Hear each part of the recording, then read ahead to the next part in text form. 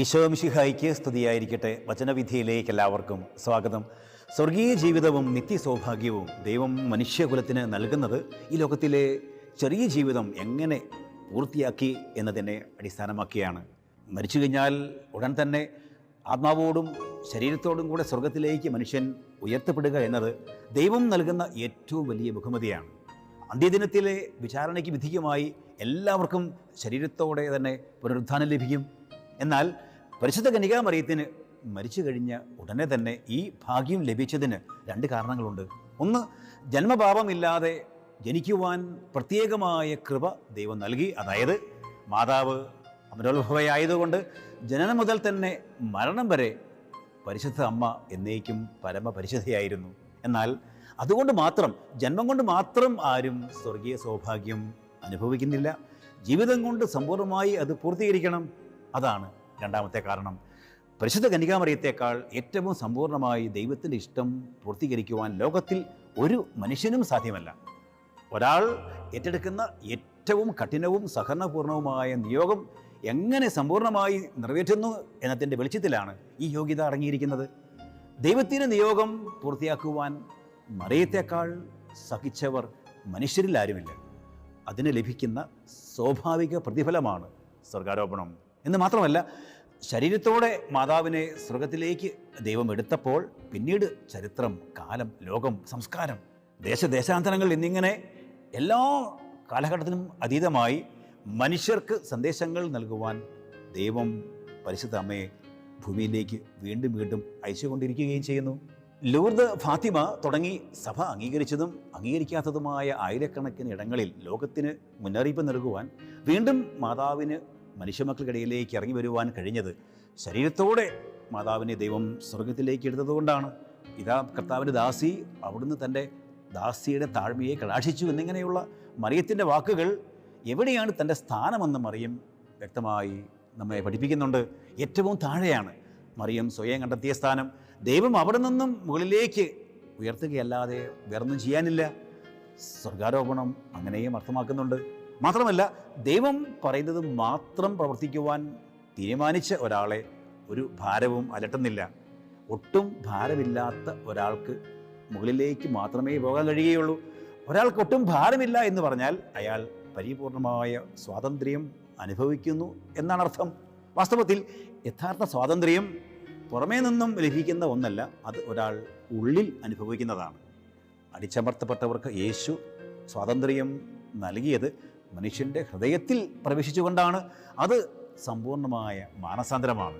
ദൈവത്തെയും സഹോദരങ്ങളെയും സ്നേഹിച്ചുകൊണ്ടുള്ള ജീവിതമാണത്. ഇന്ത്യയുടെ സ്വാതന്ത്ര്യദിനം ആഘോഷിക്കുന്ന ഇന്ന് മറിയം നമുക്ക് നൽകുന്ന ഏറ്റവും പ്രധാനപ്പെട്ട സന്ദേശം കൂടിയാണിത്. മരിച്ചു കഴിഞ്ഞാൽ പരിശുദ്ധ അമ്മയെപ്പോലെ ശരീരത്തോടെ സ്വർഗത്തിലേക്ക് ദൈവം നമ്മെ ഉടനെ തന്നെ പ്രവേശിപ്പിക്കുകയില്ലെങ്കിലും സ്വർഗ സൗഭാഗ്യത്തിന് നമുക്ക് യോഗ്യതയുണ്ടോ എന്ന് പരിശോധിക്കുവാൻ സ്വർഗാരോഗ്യതയായ മാതാവ് നമ്മോട് ഇന്ന് ആവശ്യപ്പെടുന്നുണ്ട്. മാതാവിൻ്റെ യോഗ്യതകൾ വെച്ചുകൊണ്ട് തന്നെ അത് നമുക്ക് കണ്ടുപിടിക്കാം. നമ്മുടെ യോഗ്യതയും ഈ കൂടെ പരിശോധിക്കുകയും ചെയ്യാം. ഒന്നാമത്തെ യോഗ്യത, ദൈവം മാതാവിനെക്കുറിച്ച് എന്ത് പറഞ്ഞു, നമ്മെക്കുറിച്ച് ദൈവം എന്താണ് പറയുന്നത് എന്നാണ്. മറിയത്തെക്കുറിച്ച് ദൈവത്തിൻ്റെ ദൂത് പറയുന്ന മാലാഖ കൃപ നിറഞ്ഞവൾ എന്നാണ് പറയുന്നത്. സ്വർഗസ്ഥനായ എൻ്റെ പിതാവിൻ്റെ ഇഷ്ടം നിറവേറ്റുന്നവരിൽ ഒന്നാമത്തെ ആൾ എന്ന് യേശുവും പരിശുദ്ധ അമ്മയെപ്പറ്റി സാക്ഷ്യപ്പെടുത്തുന്നുണ്ട്. ദൈവത്തിൻ്റെ കൃപയിൽ ആയിരിക്കുക, ആശ്രയിക്കുക എന്നതാണ് ഏറ്റവും വലിയ സ്വാതന്ത്ര്യം. ദൈവകൃപയിൽ ജീവിക്കുന്നയാൾ നീതി പ്രവർത്തിക്കും, കരുണ കാണിക്കും, സ്നേഹത്തിൻ്റെ ജീവിതം നയിക്കും. എല്ലാ ഇന്ത്യക്കാരും എൻ്റെ സഹോദരീ സഹോദരങ്ങൾ ആകുന്നത് അങ്ങനെയാണ്. ഭരണകർത്താക്കൾ എല്ലാ ജനതകളെയും ഒരു സമൂഹമായി കണ്ട് അവർ ഒരിക്കലും തമ്മിൽ ഭിന്നിക്കാൻ ഇടയാക്കാത്ത രീതിയിൽ ഭരണ സംവിധാനത്തെ ശക്തിപ്പെടുത്തുക.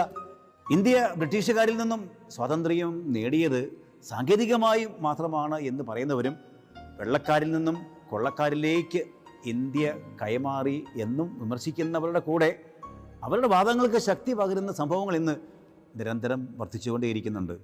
കലഹവും കലാപവും വർഗീയതയും ഭീകരവാദവും തീവ്രവാദവും കക്ഷി രാഷ്ട്രീയ ഭിന്നതകളും സ്വജനപക്ഷപാതവും ഫാസിസ്റ്റ് നിലപാടുകളും വർദ്ധിച്ചു വരുന്ന ഈ കാലത്ത് അധികാരവും പണവും സ്വാധീനമുള്ളവർ മാത്രമാണ് സ്വാതന്ത്ര്യം അനുഭവിക്കുന്നത് എന്ന് തെളിയിക്കുന്ന സംഭവങ്ങളാണ് ചുറ്റും കാണുന്നത്. മറ്റുള്ളവരെ ഭയപ്പെടുത്തി അനുസരിപ്പിക്കാനോ നിശബ്ദരാക്കാനോ നിരായുധരാക്കാനോ തങ്ങളുടെ അധീനതയിൽ കൊണ്ടുവരുവാനോ കഴിയുന്നവർക്ക് മാത്രമാണ് എന്ന് സ്വാതന്ത്ര്യമെന്ന് ചിന്തിക്കുന്നവരുമുണ്ട്. അതിൻ്റെ ഉദാഹരണങ്ങളുമുണ്ട്. സ്നേഹത്തിൻ്റെ പ്രമാണ ഗ്രന്ഥം ജീവിത വീക്ഷണവും പ്രതികരണ സ്വഭാവമാക്കുന്ന ക്രൈസ്തവർക്ക് നേരെ അക്രമവും അനീതിയും അധിക്ഷേപങ്ങളും പരിഹാസങ്ങളും ചൂഷണങ്ങളും പീഡനങ്ങളും വർദ്ധിക്കുമ്പോൾ സ്വാതന്ത്ര്യം വീണ്ടും വിഷയമാകുന്നു. എന്നാൽ നിയമസംവിധാനത്തിൻ്റെ പഴുതുകൾ ഉപയോഗിച്ച് ആവിഷ്കാര സ്വാതന്ത്ര്യം ക്രിസ്തുവിനെ ആക്ഷേപിക്കുവാനും ക്രൈസ്തവരെ അവഹേളിക്കുവാൻ വേണ്ടി ഉപയോഗപ്പെടുത്തുന്നതും ഇന്ന് വർദ്ധിച്ചു വരികയാണ്. അതേസമയം തന്നെ ക്രൈസ്തവർക്കിടയിലുള്ള അസമത്വം, അതിൻ്റെ അനുസരണമില്ലായ്മ അവയെല്ലാം വർദ്ധിക്കുകയും സ്വാതന്ത്ര്യമാണ് എല്ലാം എന്ന് ചിന്തിക്കുകയും ചെയ്യുമ്പോൾ പലപ്പോഴും അധികാരത്തെ ധിഖരിക്കുന്ന അനേകം സംഭവങ്ങൾ ഉണ്ടാകുന്നുണ്ട്. അതേസമയം തൻ്റെ അധീനതയുള്ളവരെ തിരിച്ചറിയാനോ അവരുടെ വികാരം മനസ്സിലാക്കുവാനോ കഴിയാതെ പോകുന്ന അധികാര ശക്തിയും ഇന്ന് വർദ്ധിച്ചു വരികയാണ്. ഈ അവസരത്തിലാണ് ഇന്ത്യയുടെ സ്വാതന്ത്ര്യവും പരിശുദ്ധ അമ്മയുടെ സർഗാരപൂർവ്വവും നമ്മൾ ധ്യാന വിഷയമാക്കുന്നത്. സിനിമകളും സാമൂഹിക സമ്പർക്ക മാധ്യമങ്ങളും വഴി നടത്തുന്ന നീക്കങ്ങൾക്കെതിരെ പ്രതികരിക്കുന്നവരെ കൂടുതലായി അധിക്ഷേപിക്കുവാൻ ക്രൈസ്തവ സമൂഹത്തിനുള്ളിൽ നിന്ന് തന്നെ നിരീശ്വരവാദികളെയും ബുദ്ധിജീവികളെയും കൊണ്ടുവരുന്നതും ഇന്ന് സർവ്വസാധാരണമാണ്. പലപ്പോഴും സഭയുടെ ശത്രുക്കൾ സഭയ്ക്ക് ഉള്ളിൽ തന്നെയാണെന്ന് വാദിക്കുന്നത് അവിടെയാണ്. സർപ്പത്തിൻ്റെ വിവേകവും പ്രാവിൻ്റെ നിഷ്കളങ്കതയും കൈവിടാതെ ഇത്തരത്തിലുള്ള സ്വാധീന വലയങ്ങളിൽ നിന്നും എങ്ങനെ അകന്നിരിക്കാം എന്ന പുതിയ സ്വാതന്ത്ര്യ ചിന്തയാണ് സർഗാരോപണത്തിലൂടെ പരിശുദ്ധ അമ്മ നമുക്ക് നൽകുന്നത്. പടപുരുതേണ്ടത് എവിടെയാണ്, പ്രതിരോധം തീർക്കേണ്ടത് എവിടെയാണ്, പലായനം ചെയ്യേണ്ടത് എവിടെ നിന്നാണ് എന്ന തിരിച്ചറിവ് ലഭിക്കുന്നത് യഥാർത്ഥമായ ആത്മീയ സ്വാതന്ത്ര്യം അനുഭവിക്കുന്നവർക്ക് മാത്രമേ ലഭിക്കുകയുള്ളൂ. അതാണ് പരിശുദ്ധ അമ്മ നമുക്ക് നൽകുന്നത്. രണ്ടാമത്, നമ്മെക്കുറിച്ച് നമുക്ക് തന്നെ എന്താണ് പറയാനുള്ളത് എന്നതാണ്. മറിയം തന്നെക്കുറിച്ച് പറയുന്നത് കർത്താവിന് ദാസി എന്നാണ്. അവിടുത്തെ വചനങ്ങൾ എന്നിൽ നിറവേറട്ടെ എന്നാണ്. എൻ്റെ ആത്മാവ് കർത്താവിനെ മഹത്വപ്പെടുത്തുന്നു, എൻ്റെ ചിത്തം എൻ്റെ രക്ഷകനായ ദൈവത്തിൽ ആനന്ദിക്കുന്നു എന്നാണ്. ഈ മനോഭാവത്തോടെ ജീവിക്കുന്നവർക്കുള്ള പ്രതിഫലമാണ് സ്വർഗാരോപണം എന്ന് മാത്രമല്ല, ദൈവത്തിൽ നിന്നല്ലാത്ത ഒന്നിനും നമ്മെ ആകർഷിക്കുവാനും കഴിയില്ല എന്ന പ്രഖ്യാപനമാണ്. നമ്മെക്കുറിച്ച് നമുക്ക് എന്തറിയാം അത് വ്യക്തമായി തിരിച്ചറിയണം. നമ്മൾ വളരെ പെട്ടെന്ന് പ്രലോഭനങ്ങൾ വിട്ടുപോകുന്നവരാണോ, തിന്മയുടെ അടിമകളായി തീരുന്നവരാണോ എന്ന് തിരിച്ചറിയുവാനും അതിൽ നടന്നിരിക്കുവാനും പ്രത്യേകമായ ശ്രദ്ധ പുലർത്തേണ്ടത് ഈ കാലത്തിൻ്റെ ആവശ്യമാണ്. മൂന്നാമത്, ബന്ധുക്കളും കൂടപ്പിറപ്പുകളും നമ്മെക്കുറിച്ച് എന്താണ് പറയുന്നത് എന്നതാണ്. നമ്മുടെ കൂടെ നടക്കുന്നവർ, സുഹൃത്തുക്കൾ, പരിചയക്കാർ, പലപ്പോഴും സുഹൃത്തുക്കളുടെ ചതിക്കുഴികളിലാണ് നമ്മൾ പെട്ടുപോകുന്നത്. ബന്ധത്തിൻ്റെ പേരിലാണ് പലപ്പോഴും പല കാര്യങ്ങളും നമ്മെ കൊണ്ടുവന്നെത്തിക്കുന്നത്, നമ്മൾ സമ്മതിച്ചു പോകുന്നത്. നമ്മെക്കുറിച്ച് മറ്റുള്ളവർ പറയേണ്ടത്, അവരെ ബോധ്യപ്പെടുത്തേണ്ടത് ഒരേ ഒരു കാര്യം മാത്രമാണ്. ഇത് എലിസബത്ത് മാതാവിനെക്കുറിച്ച് പറഞ്ഞത് മാത്രമാണ്. കർത്താവ് പറഞ്ഞ കാര്യങ്ങൾ നിറവേറുമെന്ന് വിശ്വസിച്ചവൾ ഭാഗ്യവതി. കർത്താവ് പറഞ്ഞ കാര്യങ്ങളോട് വിശ്വസ്തത പുലർത്തുക, അല്ലെങ്കിൽ കർത്താവ് നിയോഗിക്കുന്നവരുടെ വാക്കുകൾ മാത്രം കേൾക്കുക. അതുകൊണ്ടാണ് മാതാപിതാക്കന്മാരുടെ വാക്കുകൾക്ക് കാതോർക്കണം എന്ന് പറയുന്നത്.